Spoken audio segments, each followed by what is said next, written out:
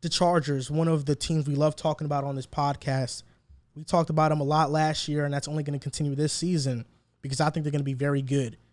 Were you impressed or unimpressed with this win over Washington? They lost Ryan Fitzpatrick at quarterback, which probably, you can knock the Chargers for that because, they didn't face the Washington football team starting quarterback. Riv, I'm not sure what your answer is, but I know what Drew's is, so I want to ask you first. Were you impressed or unimpressed with their victory? I was impressed, but not overly impressed. Obviously, Washington football team has one of the best defenses in the league. So automatically, we weren't expecting to see the Chargers offense immediately start lighting it up. But I personally, with the expectation that I have of the Chargers offense and the Chargers team as a whole, I would have liked to see them come out a little bit more guns blazing. Run defense from the football team is amazing. So obviously, Eckler only having around 50 yards, averaging around 3.6, 3.7 yards a carry was to be expected.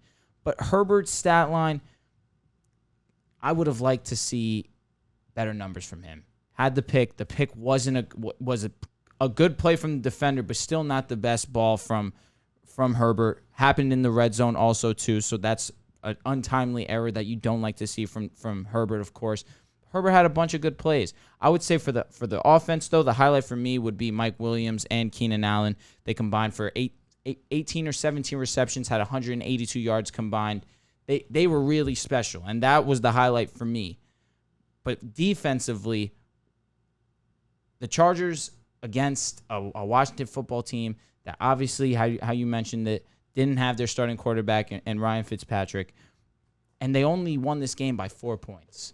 I get that the football team is solid defensively, and that's the cornerstone of their roster.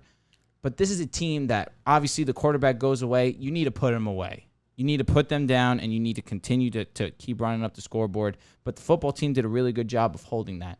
So, again, I'm impressed because obviously you pull it out away against one of the better defenses. But if you want to win this division and be considered one of the best AFC teams, compete with the Chiefs, obviously they're going to be facing them 2 times a year. You need to show out against top 5 defenses in the league. And Herbie, I guess, he threw for over 300, which you always love to see. But he threw the ball 47 times. Had a completion percentage of 66, which is really solid. But when it came to the red zone, nothing really was getting going. And you have Mike Williams, you have Keenan Allen. Give him a shot in the end zone. They're 2 big body receivers. I get it that William Jackson's on the other side too. They have some solid secondary Fuller's over there pieces. Too. Kendall? Yes. Yeah, Kendall Fuller's Kendall there, Fuller. Because I was saying Kyle's on our squad, but Kendall, yeah, for sure. Are they brothers? Just a quick question. They are brothers. Oh, thank you. Yo, shout out. So, no, I definitely do like the Washington football team as a whole, but I would have just liked to see them be more efficient in the red zone. I just think they have some things to clean up. So, yeah, impressed, but not anything that wowed me yesterday.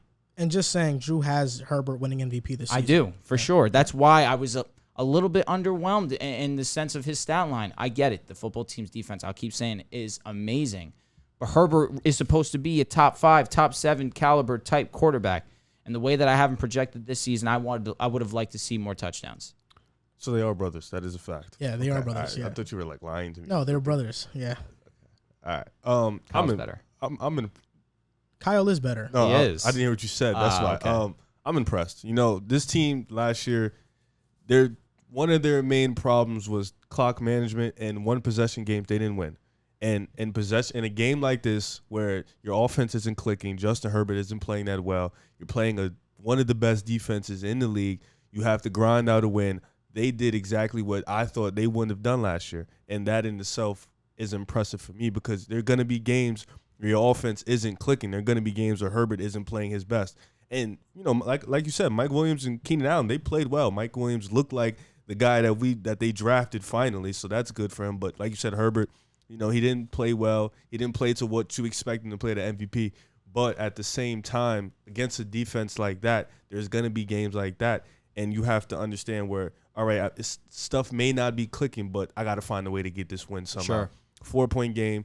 Like you said, they got the W. And against the team, I know people are going to say Ryan Fitzpatrick didn't play. But like I've been saying, I felt like that Redskins, that football team's defense was going to carry them through most wins anyways. And for most of that game, that defense was doing their job, doing what I think they're going to probably do all year.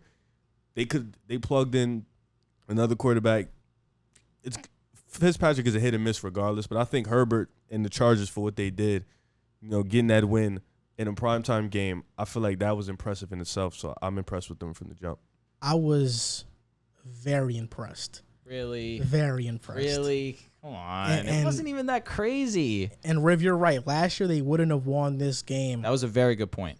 This is the thing. I have takeaways from this game. One of them is that, when we talk about Washington, what makes their defense so great isn't their secondary, isn't their linebacking core, it's their defensive line.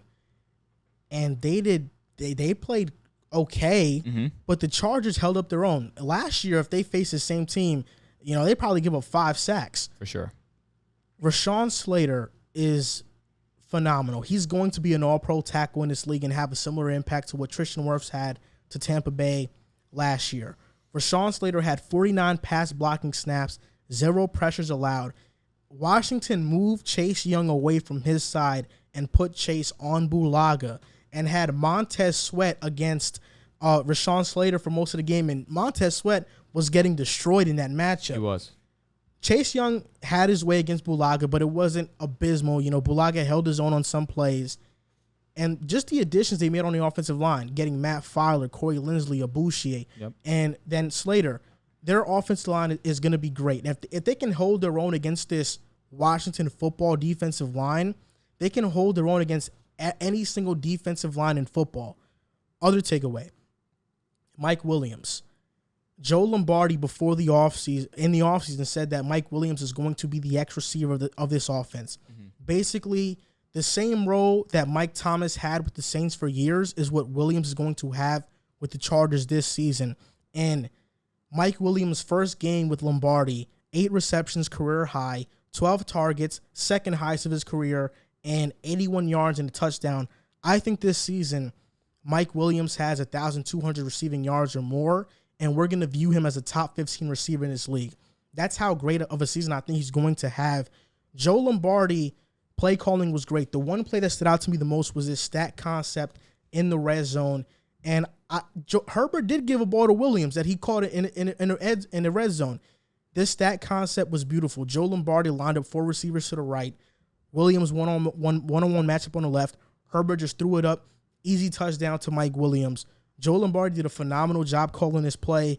And in the red zone, Herbert had this fumble that shouldn't have been a fumble. Like, he threw it forward, and they called it a fumble in the red zone. That was a bull call. So, the turnovers on Herbert's part don't look as bad as it seemed. Interception, though? Yeah, I guess. But in the red zone, too. I think this win was impressive because all of the weaknesses that the Chargers had last year in this one game, they prove that they're not weaknesses anymore. That offensive line isn't a weakness. Clock management isn't a weakness. Herbert led a drive down the field to give them that lead.